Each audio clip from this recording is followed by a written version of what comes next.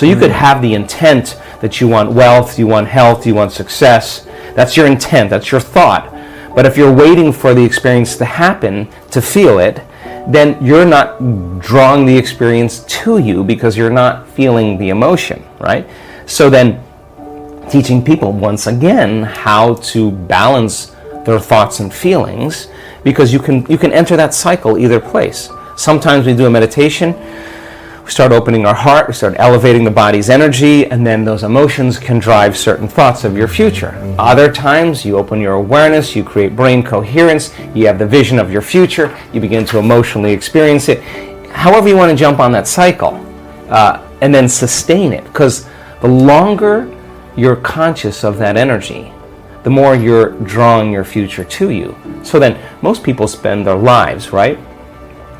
We live in this realm called space-time, three-dimensional reality, and you move your body through space. In three-dimensional reality, it takes time. Yeah. So everything, all your goals, all your dreams, all your visions, you're going to have to get your body up and drag it through space every day to pay off that, that home that's in your future, right? Right.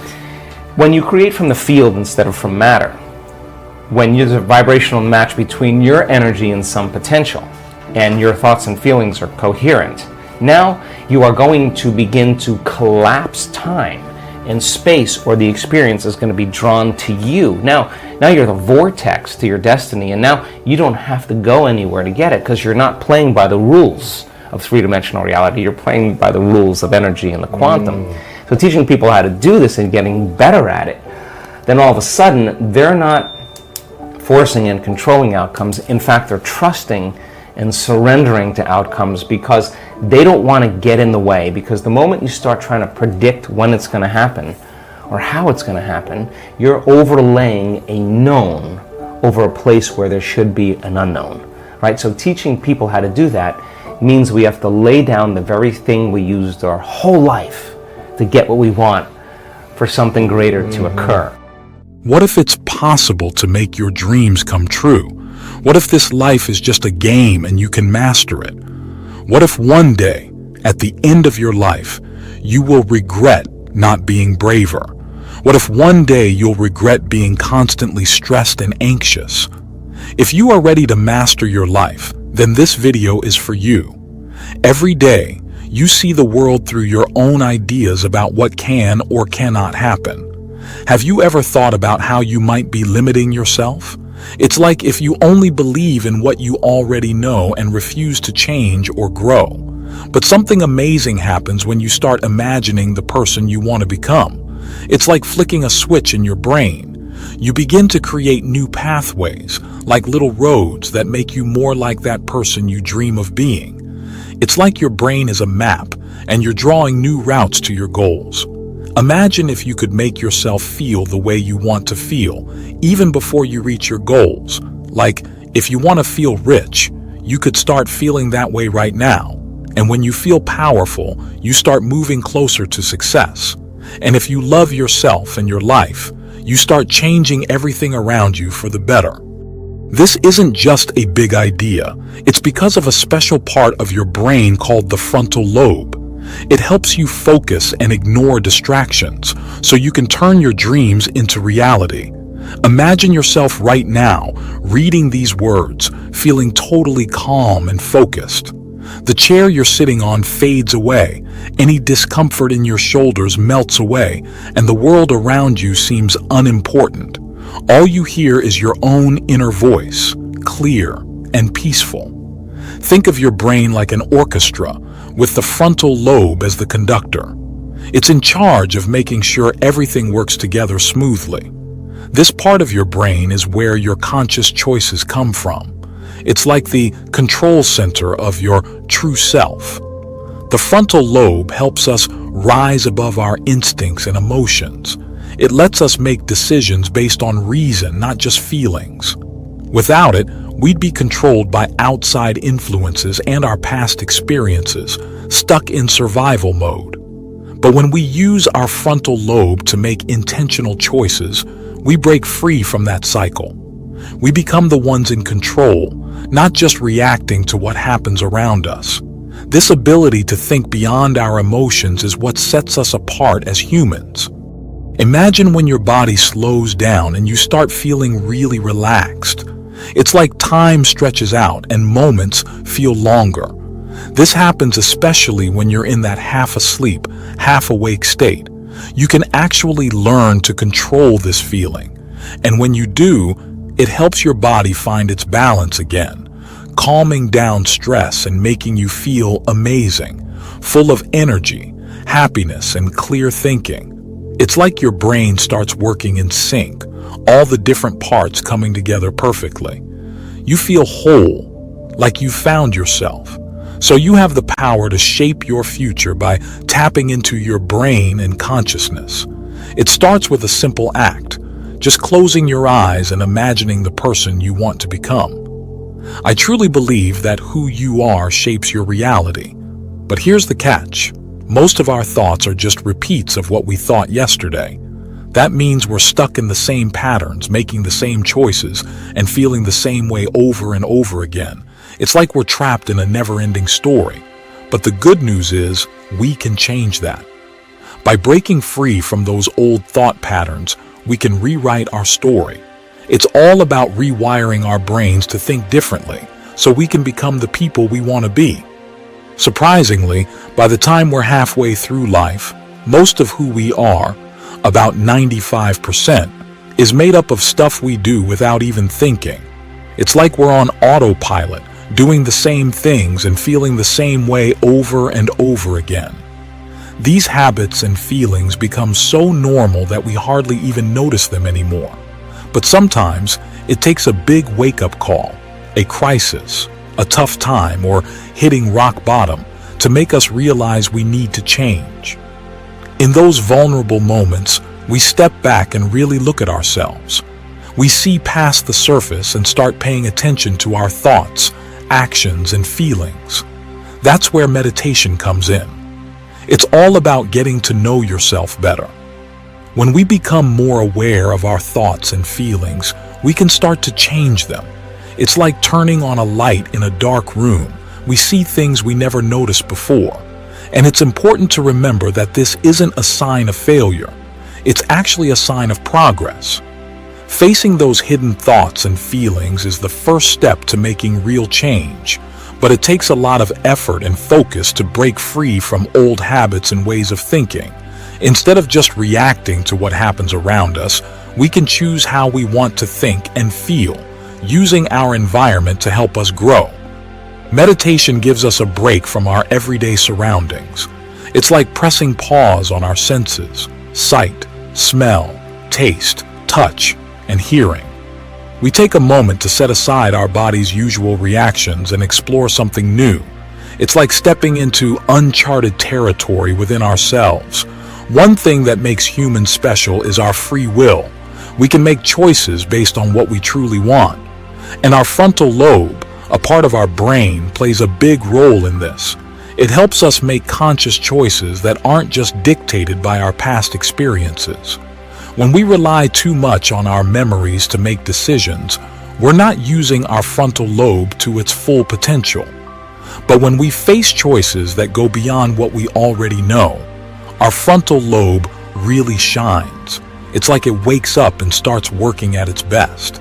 That's when we're truly making choices based on what we want, not just what we remember. Research has shown us some fascinating things about the frontal lobe, the part of our brain involved in making choices. It turns out that the frontal lobe really stands out when we're faced with decisions that aren't black and white. Instead of clear right or wrong answers, we're dealing with situations where personal preference and enjoyment come into play. Dr. Elkanan Goldberg, a respected professor, conducted some cool experiments to explore this. In one, people were shown symbols and asked to pick which picture they preferred, with no right or wrong answers. He tested two groups, one with no brain issues and another with various brain injuries. The results were eye-opening. People with damage to their frontal lobe struggled to make choices based on their preferences, while others did just fine. In another test, participants with frontal lobe damage were asked to choose responses similar or different from a target. Interestingly, when the choices were clear-cut, everyone did equally well, whether their frontal lobes were damaged or not. These experiments teach us two important things. Firstly, the frontal lobe really kicks in when we're making decisions in tricky situations with many possible outcomes. And secondly, when decisions are simple, the frontal lobe isn't as crucial. It appears that when we're making decisions based on whether something is right or wrong, our brain doesn't need to work as hard. This study showed that when we rely on what we already know and the patterns in our brain, we're not really using our free will. Even though we might think we're freely choosing, we're actually just following the same old paths in our brain. Think about how often we make simple decisions in our daily lives, like choosing between two options, picking a side, or deciding if something is good or bad. Are these choices making us act like our frontal lobes aren't working properly? It seems like when we're faced with familiar situations, our brain automatically goes to the patterns it knows best, and we end up acting without really thinking. This is where things like advertising come into play. Companies use it to get us to remember their products, so when we need something, we automatically reach for what's familiar. But true free will means stepping out of those familiar patterns and considering new possibilities. It takes effort to break out of those old habits wired into our brains. When our frontal lobe isn't fully engaged, we're just reacting based on what we already know, without truly making a choice. So often we end up choosing what's familiar instead of exploring new ideas that our frontal lobe can offer us. Taking the easy route, the one we already know, might not need much brain power from our frontal lobe. But how often are we really making choices freely? And how often are we just following habits we've formed? When we stick to what's comfortable and known, our brain's frontal lobe doesn't get much action, and neither do we. But when we step out of our comfort zones and face uncertain choices, that's when our frontal lobe wakes up and starts working. It's like our brain's way of saying, hey, let's think about this. So next time you're making a decision, think about the power of your frontal lobe. Challenge yourself to consider new ideas beyond what you're used to. That's when real free will kicks in, and you open yourself up to endless possibilities for change and growth. Your choices have the power to shape your future, and your frontal lobe is your secret weapon for a brighter tomorrow. Can you teach your body to understand how your future will feel before it happens? Usually, people need something exciting or thrilling to get their attention or to learn something new. This makes them depend on outside things to control how they feel. But here's a different idea. Instead of waiting for something to happen, go inside yourself and feel grateful for it beforehand. You might think, but I can't feel it yet because it hasn't happened. That's just the old way of thinking. If you can make your heart and mind work together smoothly, you can imagine your future self and feel those emotions right now. Feeling thankful before you're healed can start the healing process. Feeling abundant or deserving before you're wealthy can actually attract wealth. And loving yourself and life can bring love from others. It's like a natural law. If you wait for things to change outside of you before you feel better, you'll be stuck in a loop. Some people get stuck because they don't make changes themselves. Saying, when this happens, then I'll be happy, is a common mistake. Instead, try feeling the emotion before the experience. When your heart and mind are in sync, they create a powerful magnetic field that can affect the world around you, kind of like a Wi-Fi signal. With a focused mind, you can send your thoughts out through this field. Emotions usually come after an experience, right? Well, the science of epigenetics tells us that emotions can actually change our biology before we have the experience.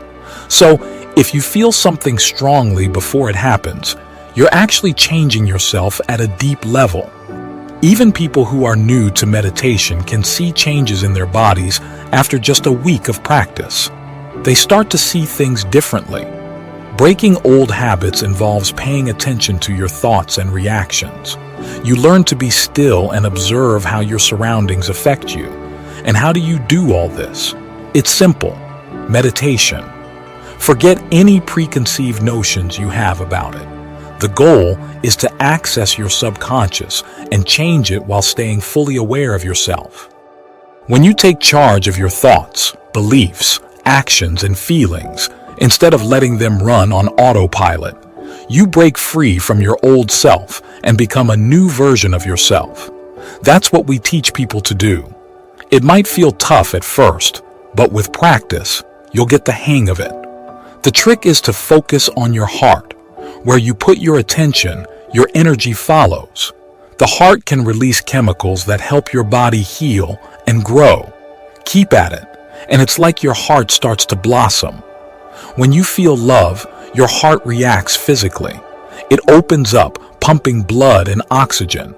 You feel a love so deep, words can't describe it. It's like taking a beautiful journey into your own heart. In Tibetan, meditation means getting to know yourself. So I use the term meditation to mean watching and improving yourself. To really understand something, you need to spend time observing and learning. The key to making any change is moving from just doing something to doing it while also watching yourself. Picture athletes or performers like golfers, skiers, or singers. When they want to get better, they watch videos of themselves to see what they're doing well and what needs fixing. You can't change something about yourself if you don't see what your old and new ways look like. So, it's crucial to let go of old habits and become familiar with both your old and new selves. You have to pay close attention and catch any automatic thoughts, emotions, or actions. Your brain's frontal lobe helps you do this. You can observe yourself and decide what you need to change to make your life better. The first step is choosing to leave behind the old you and make room for a new version with fresh thoughts, actions, and behaviors. For instance, if you want to be happy, you have to stop dwelling on negative thoughts and feeling down. If you want to be rich, you need to stop doing things that keep you broke. And if you want to be healthy, you've got to ditch unhealthy habits. To achieve this, you need to block out distractions from the outside world, calm your mind, and forget about time. This way, you can focus on your thoughts and feelings. When you pay attention to your unconscious thoughts and bring them into awareness, you're meditating. Getting to know yourself is a kind of meditation. When you look at your old self from a distance, you gain more control over it. Once you're aware of it, you can start to break away from those old habits and change them. By consciously stopping your old ways of thinking and acting, your brain rewires itself and you send different signals to your genes. That's how you stop being your old self. We've seen this happen with new meditators. In just a week, their bodies change a lot. These changes come from inside them, not from anything outside. Your thoughts and feelings can really change your body chemistry and affect your life. Your aim is to become a new version of yourself, a new way of being. Now think about this.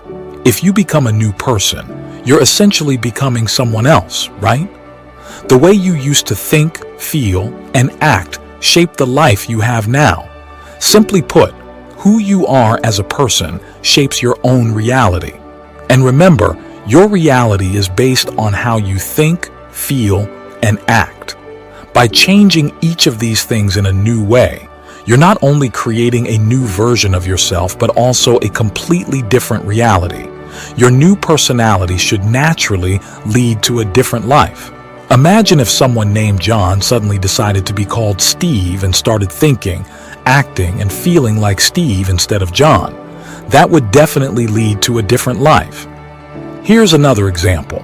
Once, while I was speaking in California, a woman came up to me upset, asking, "Why am I not living in Santa Fe?" I calmly replied, "Because the person who just spoke to me lives in Los Angeles. The person who would live and is already living in Santa Fe is completely different from who you are right now." From a quantum perspective, this new personality is the perfect starting point for creating something new. This fresh identity isn't tied to old situations that keep bringing the same circumstances into your life. So, it's the ideal place to imagine a new destiny. We hold the power to decide who we are moment by moment. If we wish to transform our lives, we must first transform ourselves. It's crucial to be mindful of our thoughts, actions, and emotions. If we find ourselves slipping into old habits, we can correct course. Ultimately, it's about evolving into a new version of ourselves, someone who matches the vision of our desired future. This means rewiring our thoughts and emotions. Rather than dwelling on what hasn't happened yet, we should strive to feel as if our desired future is already a reality. When we can consistently generate this feeling, we're on the path to mastering our lives. This process is open to anyone, regardless of their beliefs or background. Our ego can serve us well when it's balanced. It helps us make sensible decisions like stepping away from a dangerous fire or cliff.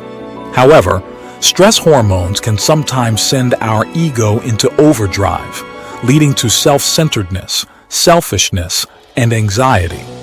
This can disconnect us from others and harm our health. Stress can even make us physically unwell. So can we trade fear, anger, and stress for positive emotions?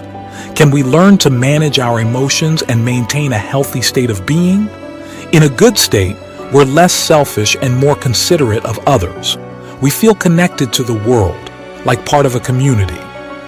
This is the future we should strive for. To reach this future, we must learn to regulate ourselves and remain in a positive state, especially during tough times. It's like training an animal to behave well. We need to transcend our body's automatic reactions and habits. By doing so, we release energy and become more present, less consumed by negative thoughts. We diminish our ego and become less self-centered. In turn, we inspire others to do the same, fostering positive change in the world. Thus, the key to changing the world lies in working on ourselves, striving to be better, and consistently showing up as our best selves, even amidst adversity. Having tools to navigate life's challenges is invaluable in this pursuit.